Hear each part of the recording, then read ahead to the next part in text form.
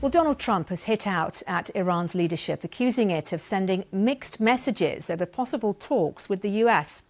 In a post online, he said Tehran was being unbelievably duplicitous by asking for a meeting and then claiming publicly that they're not having any discussions with the US.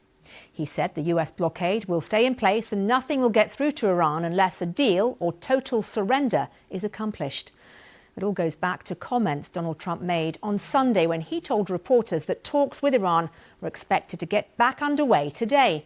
He went on to say that this was the reason he'd held back from carrying out what he described as massive military strikes. But by Monday morning, Iran was telling a very different story, flatly denying any talks were even on the table. Well, let's take you straight to Washington and our White House reporter, Bern de Boosman. Bern, we're hearing completely different accounts from Washington and Tehran. Is this a genuine diplomatic breakthrough that's being handled quietly, or is it just competing political narratives? Well, it's always hard to say what's taking place behind closed doors, but this is something that President Trump and the White House have said many times since this conflict began. They've often accused Iran of saying one thing in private and another publicly. President Trump and other administration officials have suggested that their belief is that the Iranians are also kind of sending a message to their domestic audience, which could include hardliners or senior figures within the IRGC who are against making any sort of concessions to the U.S. But President Trump has also often, more than once in the past, kind of made these sort of maximalist threats in which he's threatened to bomb Iranian energy infrastructure.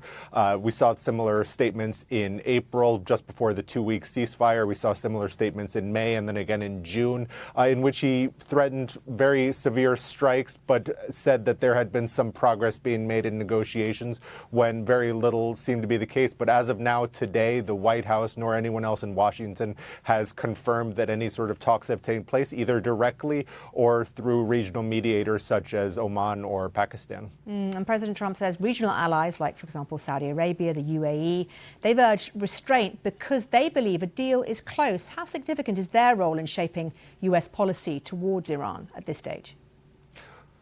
Well, we do know that President Trump over the weekend spoke to Saudi Crown Prince Mohammed bin Salman, and in some of those previous instances in which President Trump said he had held back on strikes, he specifically said that Gulf countries had convinced him to do so. The fact is that the economic ties and very sizable presence of the U.S. military in some of these countries, in the UAE and in Qatar in particular, means that they have quite a lot to lose from any sort of escalation. Ultimately, they will be the countries that are facing the brunt of Iranian ballistic missile and drone attacks, and they do have an interest in this not spiraling out of control or resuming the sort of large-scale countrywide military operations we saw during Operation Epic Fury. And I think, at least to a certain extent, they certainly have the president's ears. He's very close with Saudi Crown Prince Mohammed bin Salman and with the leadership of the UAE in particular, and they do have influence here in Washington. How much influence they have over his decision to strike or not strike, though, I think that's very difficult for anyone to say.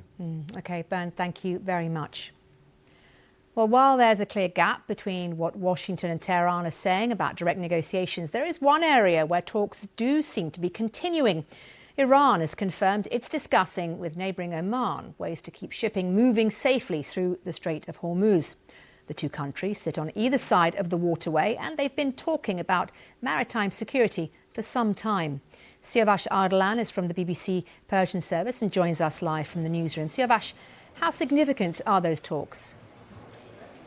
Well, the Iranians say they are significant, though they haven't given much details on exactly what was agreed between Iranians and the Omanis. What they have said, the little detail that they have given, is that they have decided on a route for the ships to pass through the Strait of Hormuz, which is not the northern route from the Iranian waters, neither the southern route for the Omani waters, but something in between. But exactly what those arrangements are, we don't know much yet. This seems to be something that's been ongoing for a week now, according to Iranian accounts, and not something that happened as a response to President Trump's threats of hitting Iranian infrastructure. So the Iranian foreign minister said that these talks with the Omanis are near completion. But just because they're near completion and just because they have agreed on these detailed arrangements doesn't mean that the Strait of Hormuz will be open. I suspect perhaps it will be something that they agree on, and then that's what they may be presenting then to the Americans to see if they can agree on that as well, and then to go back to something similar to that memorandum of understanding that they had initially, which brought about the ceasefire. And how are President Trump's claims being viewed in Tehran right now? Well, obviously, Iranians have denied it. That very first post that Donald Trump posted yesterday or the day before, when he said that the U.S. is holding back on that reported massive military operations that that was expected to take place against Iranian infrastructure. The Iranians immediately spoke with their own domestic news agency, saying that they have not asked the U.S. for direct talks. There are no direct talks going on. And also, that's what the Iranian defense minister said. He said that we think it's part of a psychological pressure on the part of the U.S. in order to bring us back to the negotiating table or make our positions more flexible. But nevertheless, we take these threats seriously and we act as if they are going to happen. Hence, we saw that threat that was posed by the Iranians, by one of the Iranian media, saying that if the U.S. hits us, we'll hit back against the infrastructure of the Arab countries around the Persian Gulf. And they published a long list of different infrastructure in those countries, particularly Saudi Arabia, which involved that country's desalination plants and oil refineries. Okay, Siavash, thank you.